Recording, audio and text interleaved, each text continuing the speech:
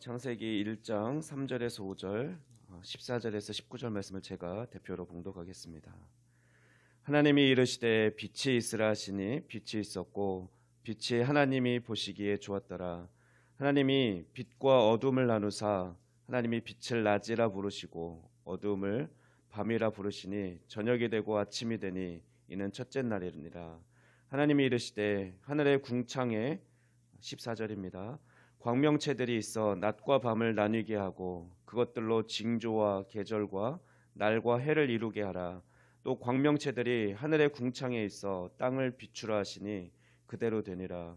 하나님이 두 큰 광명체를 만드사 큰 광명체로 낮을 주관하게 하시고 작은 광명체로 밤을 주관하게 하시며 또 별들을 만드시고 하나님이 그것들을 하늘의 궁창에 두어 땅을 비추게 하시며 낮과 밤을 주관하게 하시고 빛과 어둠을 나누게 하시니 하나님이 보시기에 좋았더라. 저녁이 되고 아침이 되니 이는 넷째 날이니라. 오늘 말씀은 빛의 창조에 대한 말씀입니다. 창세기 1장 1절에서 천지 창조를 선언하셨고 또 2절에서는 성령님이 오셔서 운행하셨다라고 기록되어 있습니다. 성령께서 이 지구를 마치 닭이 알을 품듯이 사랑으로 품으셔서 이 지구의 창조를 시작하신 것입니다. 이제 3절 말씀에서 창조의 행위가 이제 구체적으로 나타납니다. 그것은 하나님이 빛이 있으라고 말씀하신 것입니다. 창세기 1장 3절 말씀은 하나님이 말씀으로 빛을 창조하셨는데 이 빛은 우리가 생각하는 눈에 보이는 빛이 아닙니다. 결론적으로 말씀드리면 이 빛은 하나님의 영광의 빛입니다. 우리는 우리 기준으로 자연과학적인 빛만을 생각합니다. 우리가 말하고 생각하는 빛은 보통 태양광선을 의미합니다. 아니면 전기 발명 이후에는 전기 불빛이라고 우리가 보통 생각하는데, 그러나 우리가 이제 과학이 발달해서 알게 되었듯이 우리 인간의 눈에 보이는 빛만 있는 것이 아니라 눈에 보이지 않는 빛도 있다는 것을 과학자들이 발견해냈습니다. 바로 태양 광선 중에서도 적외선과 자외선이 그렇고 또 우리 주변에서 우리 눈에 보이진 않지만 X선과 감마선 등 대부분 의료에 쓰이는 그런 광선들인데요. 눈에 보이지 않는 다른 광선, 빛들도 있다는 것을 발견했습니다. 빛에는 우리가 보지 못하고 알지 못하는 빛의 종류들이 많이 있습니다.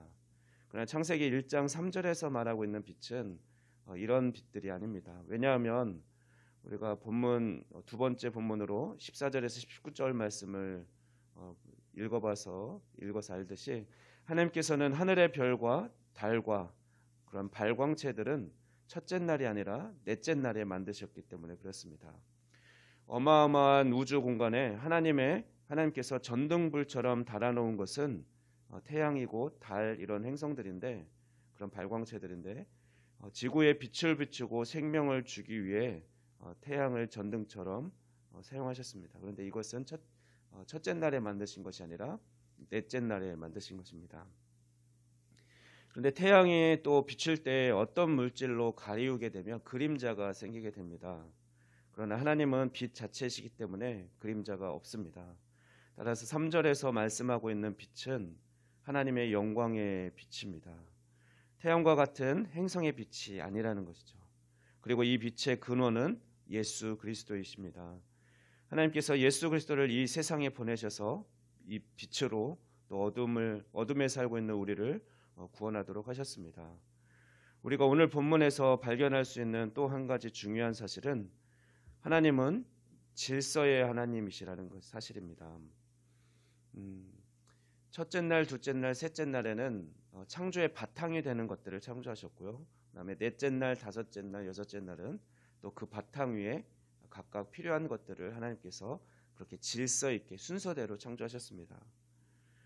첫째 날 빛을 만드시고 그와 짝이 되는 넷째 날에는 빛을 낼 수 있는 그런 발광체들을 만드셨습니다. 둘째 날에는 하늘과 바다를 만드시고 그와 짝이 된 다섯째 날에는 하늘에 있는 모든 것과 또 바다에 있어야 할 모든 것들을 만드셨습니다. 또 셋째 날에는 땅을 만드셨는데 여섯째 날에는 땅에서 살 수 있는 모든 동물과 식물을 창조하셨습니다. 이처럼 하나님은 질서의 하나님이시고 또 계획적인 분이심을 우리가 하나님의 창조 사역을 통해서 발견할 수 있습니다. 또 마지막으로 우리가 오늘 본문에서 기억할 것은 4절과 18절 말씀 보면 하나님께서 빛을 창조하시고 하나님이 보시기에 좋았더라라고 기록되어 있는 말씀입니다. 이 세상을 만드신 분도 하나님이시고 또 좋았더라고 평가하신 분도 하나님이십니다.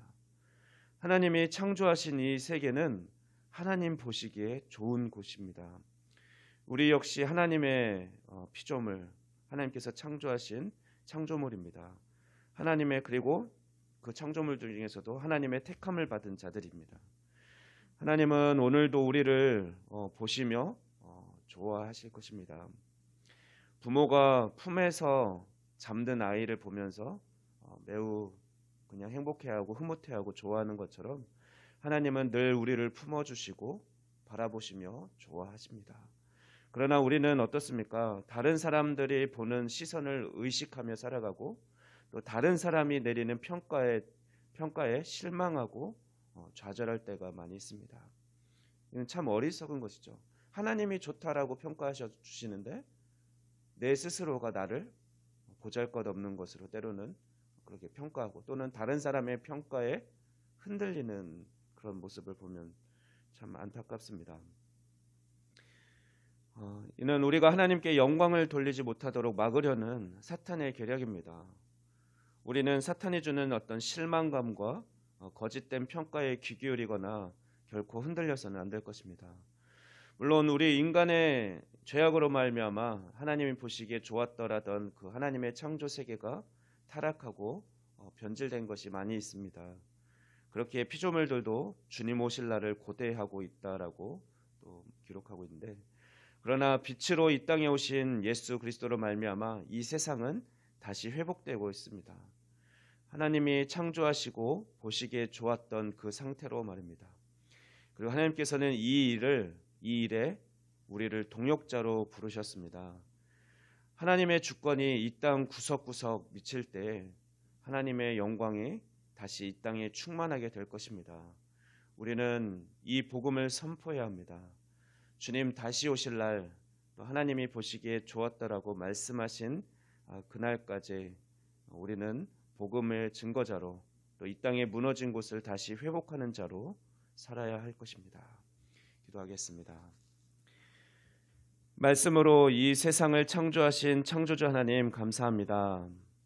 이 세상에 빛을 창조하시고 보시기에 좋았더라고 말씀하신 주님, 또한 그 하나님의 영광의 빛 예수님을 이 땅 가운데 보내시고 우리가 그 영광의 빛 가운데로 나아갈 수 있는 은혜를 주신 것 감사합니다.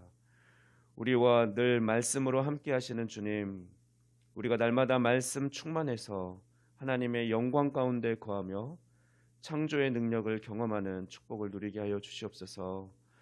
또한 우리는 더 이상 세상의 평가에 귀 기울이지 않고 오직 보시기에 좋았더라고 말씀하신 하나님의 평가에만 귀 기울이며 담대하게 이 세상을 살아가게 하여 주시옵소서. 하나님께 감사드리며 이 모든 말씀 우리 주 예수 그리스도의 이름으로 기도하옵나이다. 아멘.